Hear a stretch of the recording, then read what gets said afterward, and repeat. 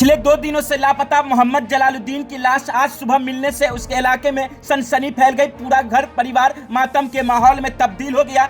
आज उसकी लाश जब सिंघा चौड़ी पंचायत स्थित थरुहट मुसहरी टोला के घटी नदी घाट किनारे उसकी लाश मिली, उसके बाद पूरे इलाके में हड़कंप मच गया। मृतक बनौल पंचायत के वार्ड 16 निवासी तथा मोहम्मद इरशाद का पुत्र। परिजन के अनुसार वह 25 नवंबर की शाम करीब 6:30 बजे से लापता था। लगातार खोजबीन के बाद भी कोई सुराग नहीं मिलने पर इसकी सूचना बोखरा थाना पुलिस को दी गई थी। सुबह नदी किनारे कुम्ही से ढका हुआ शव मिला, जबकि उसकी स्प्लेंडर बाइक भी नदी के बीच से कुम्ही से ढका हुआ बरामद किया गया।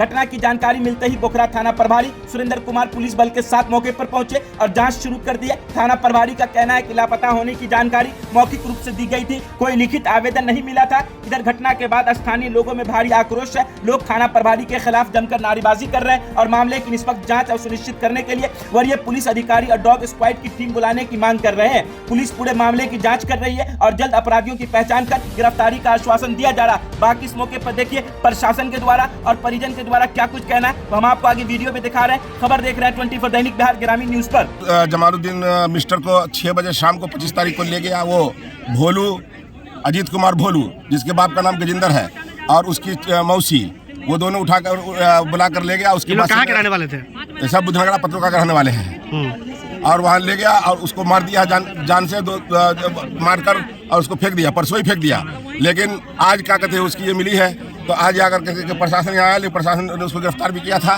एक को। फिर रात में उसकी तबीयत खराब में छोड़ा है, लेकिन फिर उसको गिरफ्तार करना होगा। उनका पूरा घर संलिप्त है उसमें। ले जाने का कारण क्या हो सकता है? क्या संदेह क्या व्यक्त करते हैं आप?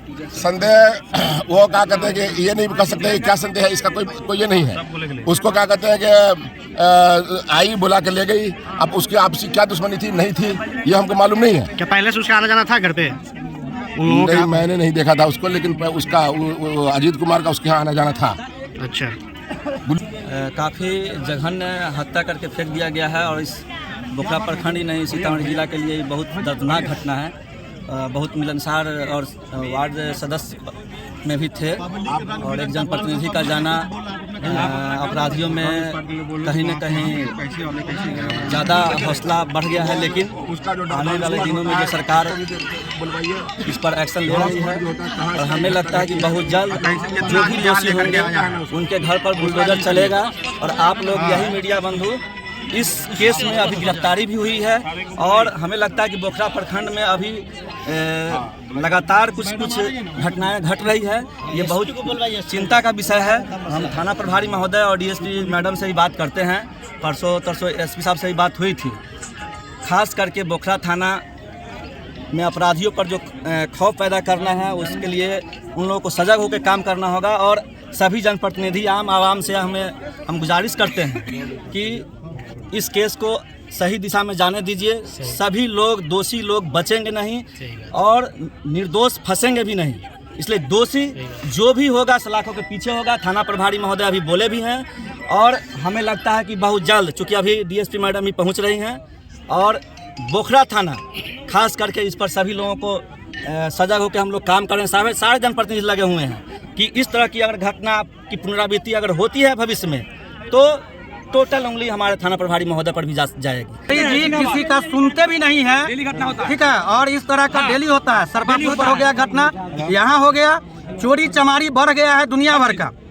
हम सरकार से मांग करते हैं, खास करके सम्राट चौधरी जी से मांग करते हैं कि यहाँ के थाना प्रभारी को बदले और यहाँ जो एकदम उग्र बोखरा प्रखंड बोखरा थाना में वैसे थाना प्रभारी का जरूरत है जो रात दिन एक करके ऐसे अपराधी जो हैं, जो अपराध करते हैं, उनके घर पर छापा मारे, बुलडोजर चलाए, रात दिन आराम नहीं करे। वैसे थाना प्रभारी का यहाँ जरूरी है। क्योंकि घटना लगातार बढ़ रहा है। कभी चोरी कहीं हो रहा है, कहीं डकैती हो रहा है, तो कहीं ये गोली मारा जा रहा है, मर्डर करके फेंक दिया जा रहा है। और सुने हैं, जैसा हमको पता नहीं था, हम सुने हैं कि अपराधी को ले गया पकड़ के वहाँ से छोड़ दिया कल। ये क्या मैटर है भाई, क्यों छोड़ दिया उसको? तो हम सरकार से मांग करते हैं कि यहाँ जब तक वरीय पदाधिकारी नहीं आएंगे, यहाँ डॉग नहीं आएगा पकड़ने वाला, तब तक हम लोग नहीं बैठेंगे चैन से। धरना देना होगा, धरना भी देंगे। और ये चाह रहे हैं कि यहाँ पे लॉ एंड ऑर्डर को फॉलो नहीं किया जा रहा थाना प्रभारी के द्वारा। हाँ, सही बात है। यहाँ सिर्फ गाड़ी चेक होता है, बाकी कुछ नहीं हो रहा है। इस तरह का घटना नहीं होना चाहिए। और ये जो प्रायः देखा जाता है कि परसों भी 4-5 दिन पहले भी एक उखरा पुल पर फेंक दिया गया था, गोली मार दिया था। और ये लगातार होता जा रहा है ये घटना, ये जघन्य अपराध है। और प्रशासन से हम लोग चाहेंगे कि इस पर थोड़ा सा चुस्ती ला करके अति कीजिए, नहीं तो अपराधियों का मनोबल ज़्यादा बढ़ जाएगा। ये हादसा बहुत दर्दनाक है सबसे है, और हम लोगों के लिए बहुत गम का दिन है आज, खास करके मेरे लिए। मेरा भाई था छोटा, और काफ़ी वक्त हम लोग साथ में गुजारे हैं। बोखरा प्रखंड में इस तरीके का हम लोगों को उम्मीद नहीं था कि इस तरीके का भी घटना घट सकता है।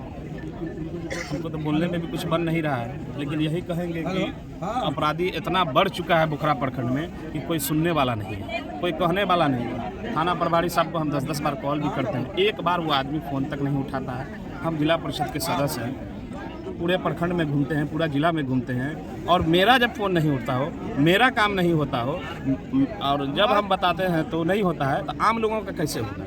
आम लोगों का वो कैसे फ़ोन उठाएंगे? आम लोगों का कैसे? वही इसी छोटी छोटी बात को लेकर के बड़ी बात होती। देखिए कितना बड़ा हादसा हो गया। सूचना मिली थी?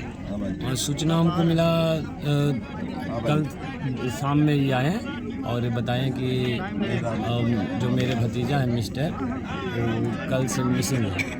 इससे पहले भी लगभग कल ही रात में 12-1 बजे फ़ोन करके बताए थे। हम बोले ठीक है सुबह है, खोजिए इधर उधर। हम लोग भी अपने स्तर से लिए, तो कल विधिवत मेरे सामने प्रस्तुत होने पर हम उनका लास्ट लोकेशन लिए। लास्ट लोकेशन संध्या 6:28 पर बताया गया। उसके बाद हम लोग अपने स्तर से भी और इधर उधर CDR वगैरह भी, और जो संदिग्ध बताए थे कि लास्ट में इनके साथ गए थे, उससे लाए थे और पूछताछ की। अभी उन लोग को भी अरेस्ट करके रखा गया है। इस संबंध में पीड़ित के किसके द्वारा आपको आवेदन दिया गया था? क्या सूचना सिर्फ दिया गया था? अभी आवेदन नहीं दिया गया है, अभी तक नहीं आवेदन दिया गया है, सिर्फ सूचना दिया गया है। हम लोग बोले थे कि आवेदन दे दीजिए, केस कर देंगे तुरंत, तो कार्रवाई करना अच्छा रहेगा।